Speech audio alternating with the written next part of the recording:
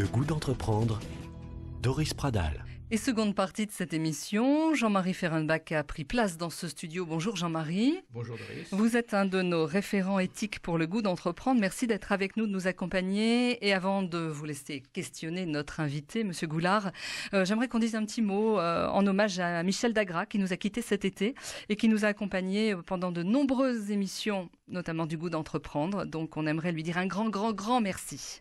Oui, je crois que l'équipe ne pourra jamais l'oublier.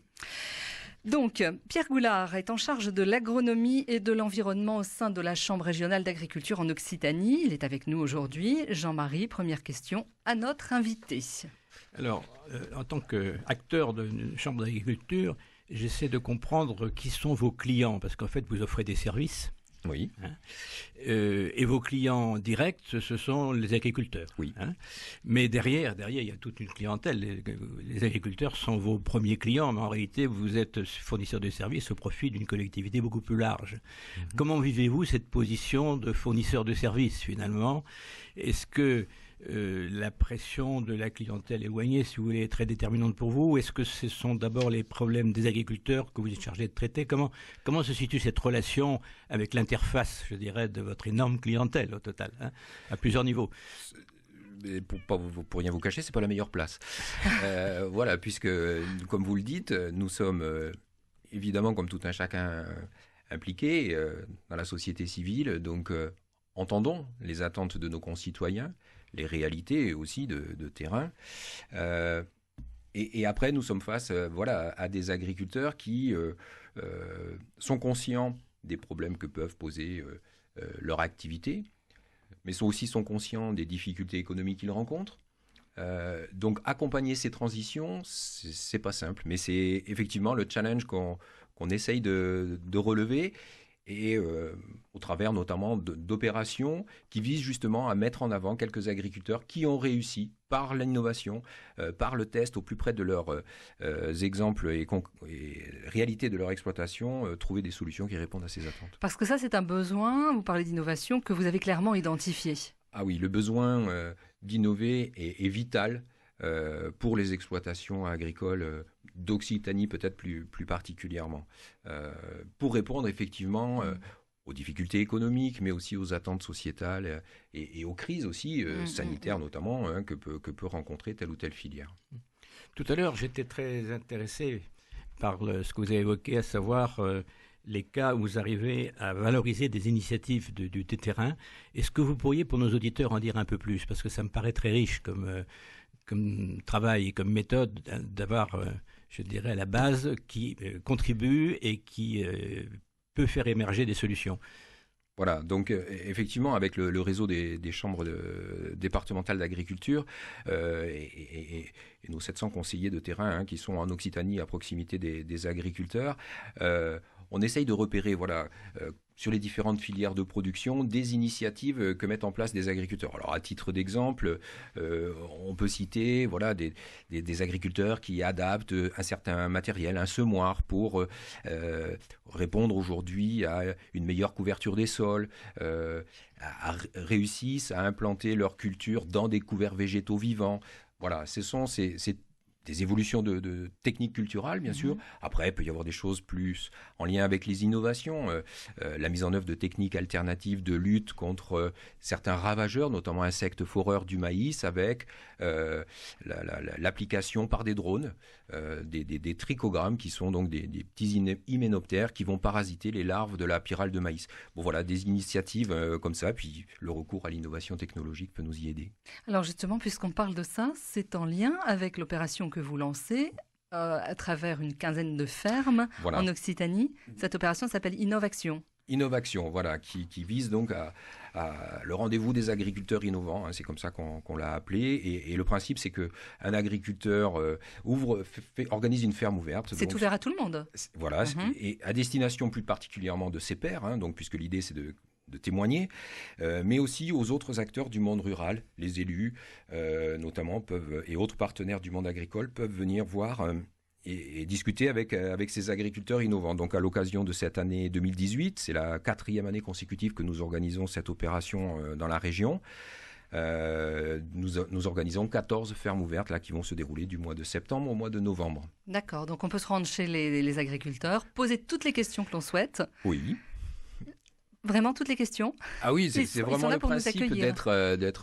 d'avoir des portes ouvertes, tout à fait. Et donc là, les agriculteurs jouent carte sur table et témoignent des motivations qui leur ont fait évoluer leur système, et puis après des solutions techniques qu'ils ont pu mettre en œuvre. Il faut dire qu'ils aiment l'innovation, les agriculteurs en général. Ils sont très connectés, ils seraient d'ailleurs plus connectés que la moyenne nationale en France.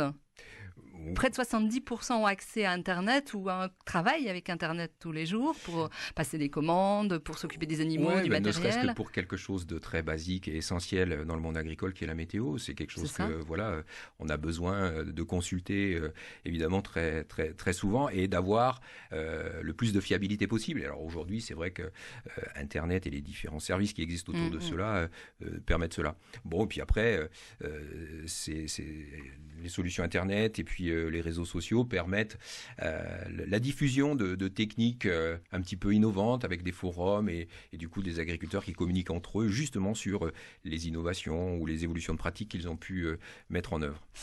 Jean-Marie, une autre question. Oui, on évoquait très rapidement la formation tout à l'heure. Vous aviez dit que la formation était quelque chose qui était en grande mutation compte tenu de l'évolution de la profession. Actuellement, est-ce que ce sont toujours une majorité de ruraux qui entrent dans la profession en formation, ou est-ce que c'est très diversifié ? Est-ce que des citadins passent vers des formations ou des reconversions, pourquoi pas ? Oui, après... Alors, dans le circuit classique de formation, je n'ai pas les chiffres exacts, donc je ne pourrais pas vous les donner, mais effectivement, on a des jeunes qui s'intéressent quand même au monde agricole, que ce soit le milieu de la production ou celui qui l'entoure. Puis après, nous avons aussi, bien sûr, des installations de personnes qui ne sont pas issues du monde agricole, mais qui, soit par... goût d'entreprendre, goût de la nature. Ça nous plaît, ça, goût d'entreprendre. Je ne sais pas pourquoi, mais on aime bien. Oui, j'ai cru comprendre. Mais aussi, avoir ce sentiment de contribuer à l'alimentation des concitoyens, je crois que c'est aussi quelque chose d'assez noble qui peut attirer. Est-ce qu'il y a une prise de conscience aujourd'hui du consommateur, alors à la fois du travail des agriculteurs, de leurs contraintes, de leurs difficultés, et bien évidemment de ce qu'on a dans l'assiette ? Quand on l'interroge et demandé comme ça, sûrement. Après, quand il est face à son acte d'achat, hélas, je ne suis pas sûr que ça se déroule de la même façon.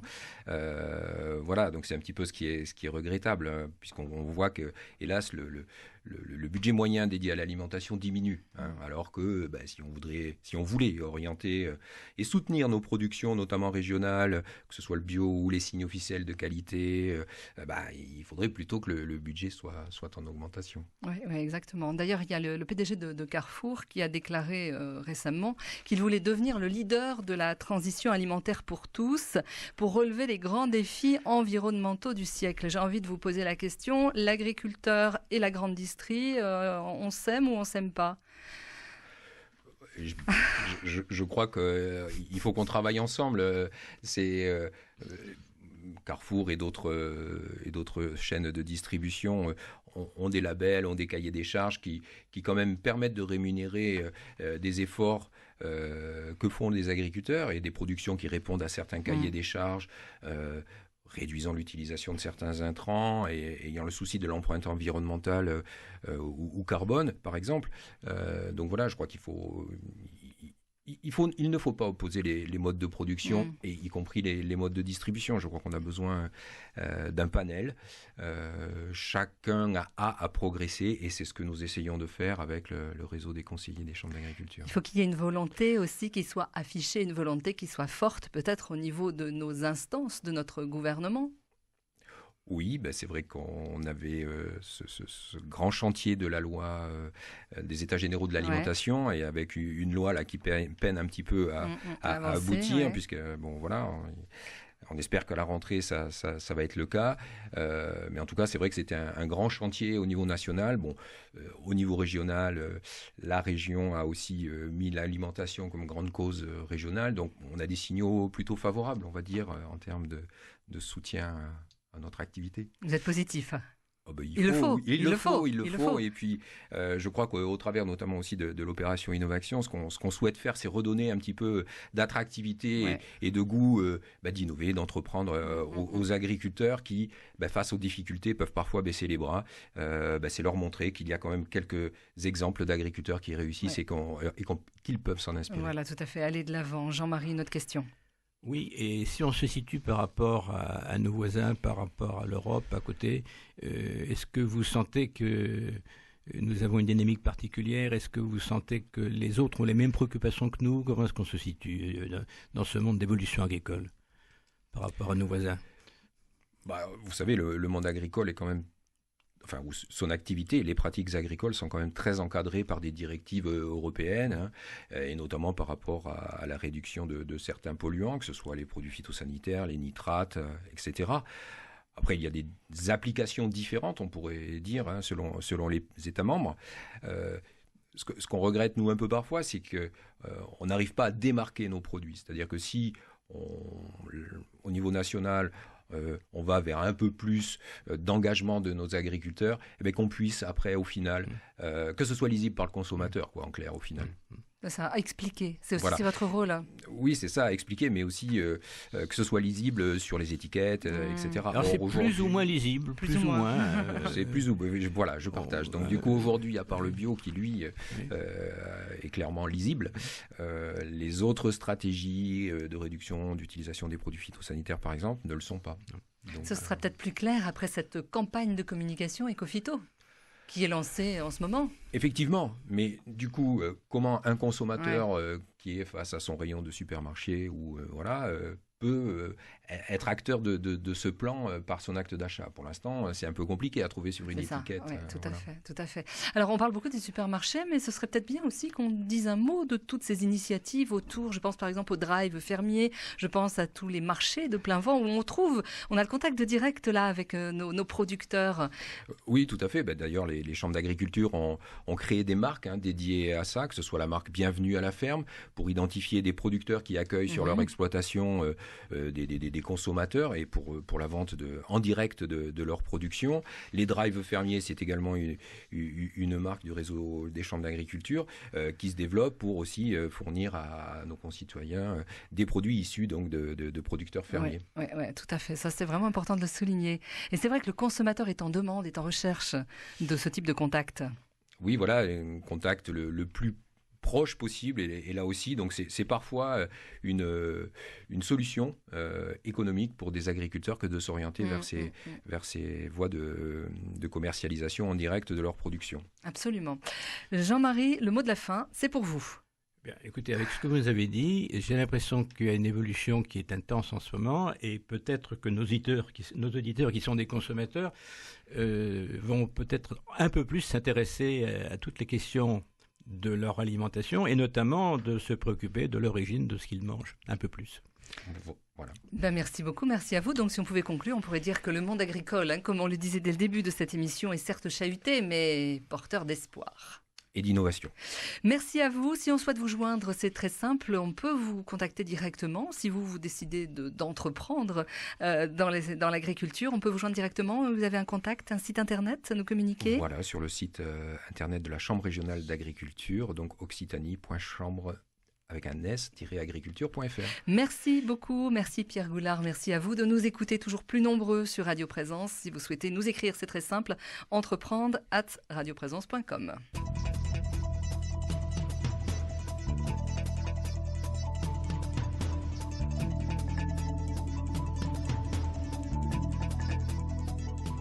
Le goût d'entreprendre, une émission en partenariat avec la Caisse d'épargne, la Banque des entreprises et des professionnels de Midi-Pyrénées.